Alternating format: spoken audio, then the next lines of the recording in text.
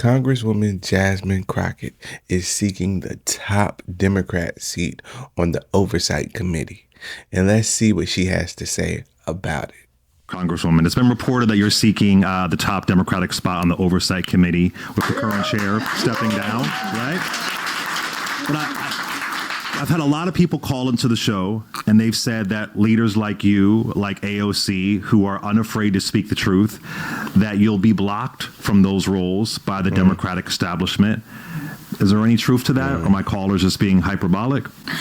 I think your callers are very well aware of systems that still prevent even those of us who really want to prove that our party is the party of the people.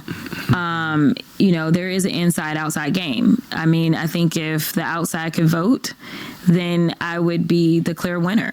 I think that, the average person would say, we trust her as a messenger. We also trust her as the prosecutor of the case against Donald Trump, which is on oversight, what we are supposed to do. Like, it is technically supposed to be called the Oversight and Accountability Committee, right? And so holding his feet to the fire, and when we're not getting the information that we have requested from various portions of his administration, then going to their door and said, okay, well, we're going to do a shadow hearing here. Okay, FDA, come on, y'all sit down. We're going to talk about it, right?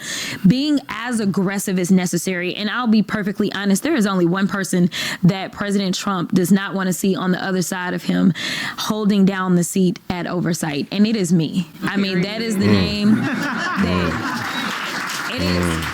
It is. So what do you guys think? Will Jasmine Crockett be the best candidate for the top Democrat seat on the Oversight Committee? Donald Trump knows that Jasmine Crockett is definitely a threat to him and what he has going on. He's openly said her name a few times. So she might be just what the Democrats need to keep Trump in check. Let's continue with the interview. He does not want to see me. Marjorie don't want to see me in the seat. Like, these are people that are confident that I will go in fearlessly and ferociously to make sure that I not only do right by my constituents that elected me to do a job, but also by the caucus, by making sure I do this job to the best of my ability, but also by our country and making sure that I not only prosecute the case, but I educate them on exactly what just happened.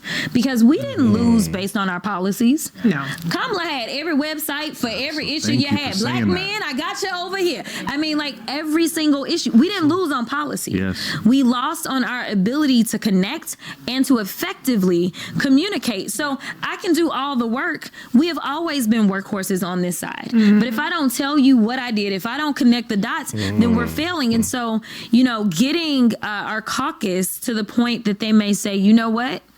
We just had elections in January where I ran to be the top communicator for the caucus, where I would be the one that would be directing the caucus on these are the issues we need to be talking about. This is what we should say.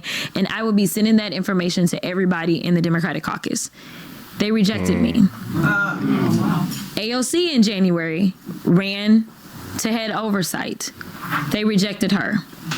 You know which two people were in the top 10 as it relates to fundraisers in the caucus, regardless of our rejections? You and AOC. Me and AOC. So the thing is, now there is this potential for the transition as Jerry Connolly, who was honorably served for 30 years, has acknowledged that he is going to step back. And so it's a matter of which direction do we want to go in. And frankly, if it wasn't this dangerous administration that was currently in office, I probably wouldn't seek the role, because I never seek roles because I believe that it's about me. I seek roles because I believe that I am the person for the moment, right? And so in this exact moment, I honestly can't see a better person in the seat to be able to do what needs to be done as it relates to the caucus politics, but also as it relates to the people, because at the end of the day, It's the people that put us in the seats. And the people need to believe that Democrats are listening and that they are going to give them the fighter that they are looking for to go after this man and this administration, because they are harming us. And they don't want someone who potentially is going to play nice. And I'm not saying that that's, who's running, but they know for sure. I'm going to do what needs to be done.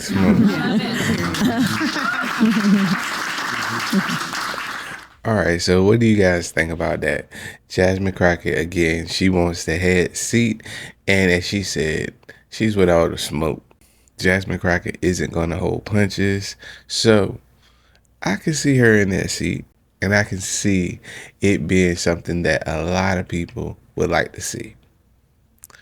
Let me know your thoughts in the comments, and like always, I'll see you in the next one.